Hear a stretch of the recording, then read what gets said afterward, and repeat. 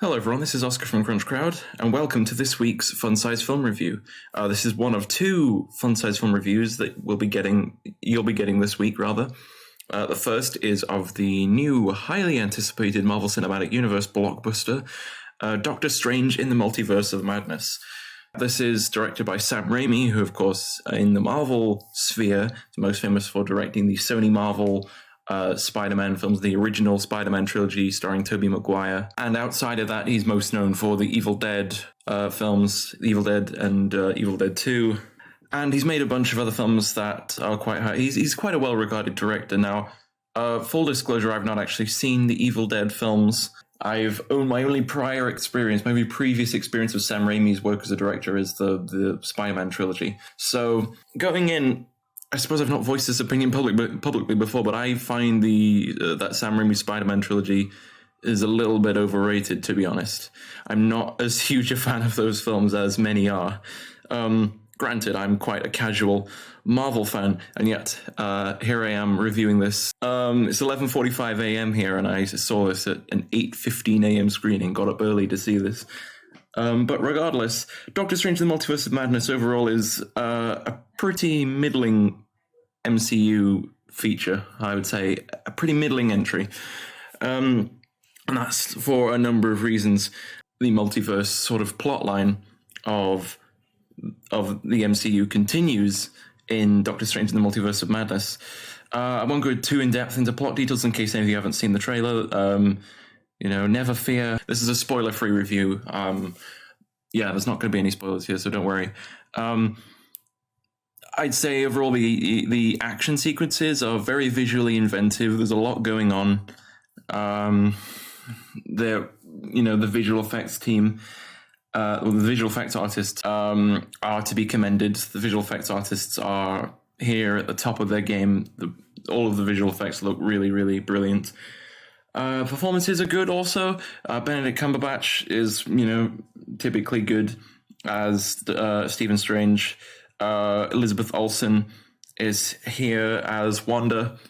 And this kind of picks up on her story where WandaVision left off, the Disney Plus series.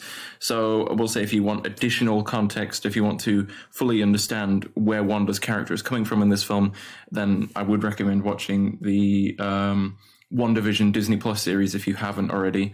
That it's not a great series in my opinion. It's just okay. It's also kind of middling. I was not a huge fan of it, but just for plot's sake, it's worth watching to get the full sort of story on this, on the character of Wanda. I do really think that Spider-Man No Way Home was a tough act to follow. I say that having only seen Spider-Man No Way Home literally yesterday for the first time. I didn't see it back when it came out because I wasn't at a point then when I was really ready to go back to the cinema. Regardless, I also didn't end up seeing Spider-Man No Way Home in the several months it was on in cinemas because there was just so much to catch up on in terms of films I hadn't seen yet, both from the Sony Marvel universe and the MCU from Disney. So over the last week, I caught up with The Amazing Spider-Man, The Amazing Spider-Man 2, and Venom Let There Be Carnage, and then watched Spider-Man No Way Home. So which brings us here, which I really do just think that this film was kind of released at the wrong time, because, as I said, I suppose story-wise it makes sense to position this after Spider-Man No Way Home, considering Doctor Strange played such a pivotal role in that film. Yeah, it's really not quite as good. The story is really quite messy. It does some interesting things with sort of the continuity MCU. The multiverse continues to be a very exciting avenue to take these MCU stories down. However, I must say, with the amazing, incredible, awesome Everything Everywhere All at Once playing in cinemas in America right now and coming to UK cinemas next Friday, that film has similarities in plot, shall I say, with this film. Probably my favorite film of the year so far, to be perfectly honest. And yeah, it positions Doctor Strange in the Multiverse of Madness as the inferior film of the two. Definitely, if you're on the fence about picking between this and Everything Everywhere All at Once, I would obviously say go see Everything Everywhere All at Once. It's an amazing, amazing film, and A24 continue to prove that they are, an amazing, masterful production and distribution studio. But regardless, back to Doctor Strange and the Multiverse of Madness. Yeah, I mean, I don't really have too much to say about it, to be honest. The action scenes are very creative. You know, there's a lot of visual inventiveness going on. Some decent character interactions. It did not really grip me much on an emotional level, though, I have to say. And I do think the story was quite meandering and messy. So it's fun. I'll give it that. I did enjoy it from a pure fun perspective, but I'm not sure if this will be remembered as an all-time MCU great years down the road.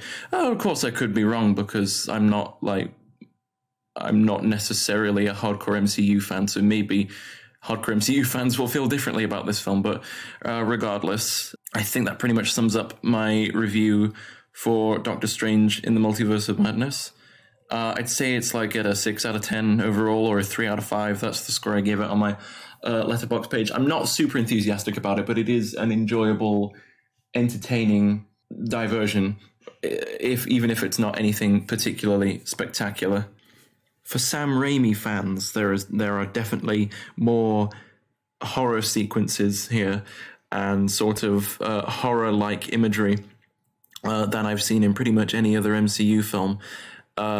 You can kind of tell that Sam Raimi wanted to make this a darker and more graphic film than it was. I remember there being some discussion about Sam Raimi wanting to make it an R-rated film, and Kevin Feige rejected the idea. I can't confirm that. I'm just thinking that's what I remember about the story. But regardless, for Sam Raimi fans, there's definitely...